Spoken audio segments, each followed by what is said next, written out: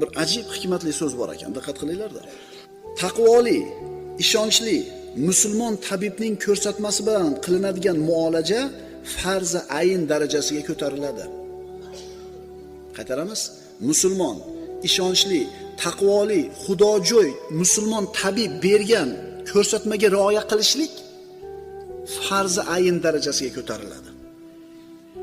Bunday qilasiz, hoji aka, ina yaxshi bo'lib qolasiz inshaalloh desa, shuni qilmasangiz gunohkor bo'lasiz. Chunki sizni sog'ligingiz sizni mulkingiz emas. Farzandlaringiz mulki, ummatning mulki. Agar sog'ligingizni beparvo qo'yib turib kasal bo'lsangiz, oilangizni boqa olmaysiz, farzandingizni tarbiya qila olmaysiz, hech narsa qila olmaysiz. Xuddi shunga o'xshagandek farzandni jismoniy tarbiyasiga yoki biror bir kasaldan qutulishlik uchun tabib ko'rsatma berdimi, farzi ayn darajasiga ko'tariladi. Uni so'ziga amal qilishlik.